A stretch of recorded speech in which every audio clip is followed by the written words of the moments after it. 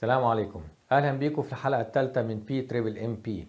اتكلمنا المره اللي فاتت عن المنتج وازاي تعمل دراسه تسويقيه للمنتج بتاعك، وجالنا اسئله كتيره بتقول لنا نبدا ازاي او هنستفاد بالكلام ده بايه. احنا اتكلمنا المره اللي فاتت على 4 نقط اساسيه: المنتج والسعر واماكن البيع وطرق العرض. بالنسبة للمنتج ناخد مثال بسيط قوي. لو انا عايز مثلا ادخل مجال البلاستيك وهبتدي مثلا بحاجة زي الادوات المنزلية واختار منتج طقم علب ثلاجة، اول حاجة لازم اعملها لازم اعرف ايه الانواع اللي موجودة في السوق، لازم اعرف الاشكال والاحجام، لازم اعرف السوق طالب ايه. ده مش هيجي غير لما انزل بنفسي السوق، عارف ان في مركزين 3 سوق جملة في البلد كلها بنزل فيها، ولازم اخد عينات من كل منتج. لما اخد العينات دي هيتولد عندي فكرة زيادة. لازم انا اكون بفكر في اضافة، ما يبقاش مجرد اضافتي ان انا انزل بسعر ارخص. بيبقى بمنتهى السهولة هتنافس. اللي انا بعمله ب20 غيري بكرة هيعمله ب18، بعده هيعمله ب15، وهتفضل منافسة للنازل لحد ما كلنا نخسر بعض، زي ما بيحصل في حاجات كتيرة جدا في السوق قدامنا. وبعد ما اخد فكرة عن كل منتج موجود في السوق باختصار هنزل السوق بنفسي، اقابل تجار الجملة، تجار التجزئة، واسمع منهم ايه الاضافة اللي هم محتاجينها، ايه المنتج اللي كان في السوق ما بقاش بيتقدم، ايه الحاجة اللي محتاجين يضيفوها في السوق.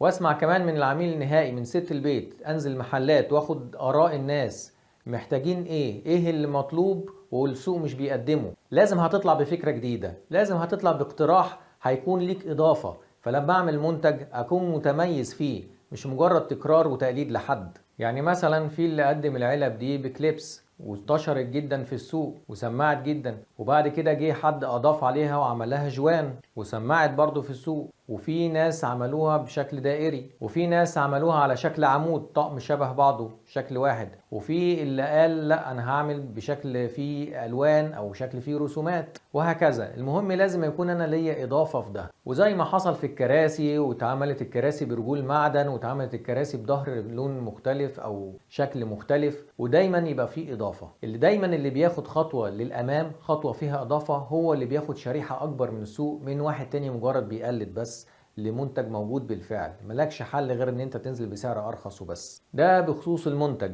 اما بخصوص السعر فلازم انا ادرس اسعار السوق برضو عشان ما بقاش زيادة قوي عن السوق، مش مجرد فكرة جديدة واقدم سعر مبالغ فيه. في ساعتها ده هيكون سبب ان يطلع لي 100 منافس، ولا ان انا اكون نازل بسعر قليل جدا واضيع على نفسي فرصة ربح كان ممكن اربحها. وكمان عشان اعرف طريقة الدفع، زي ما قلنا ان في اسواق كتيرة معتمدة على طريقة دفع آجلة بشكل معين، ناس بتدفع على شهر، ناس بتدفع على شهرين. قبل ما ادخل السوق لازم اعرف طريقة الدفع المتعارف عليها في السوق ايه. وبالنسبة لاماكن التسويق، لما اكون هعمل مشروع جديد لازم انزل في كل مركز من المراكز اسأل فيها ايه هي المنتجات اللي شغالة وايه اللي ناقص في السوق. يعني مثلا منتج زي وصلات الPPR، في حد بعد ما استثمر ملايين في اسطمبات اكتشف ان مش كل المحافظات شغالة بنفس المقاسات، وان وجه بحري غير وجه قبلي، وان السوق اللي هو كان مركز عليه البيع شغال بمقاسات مختلفة عن اللي هو عملها. طبعا في الحالة دي ما عندوش حل غير ان هو يا اما يرمي الاسطمبات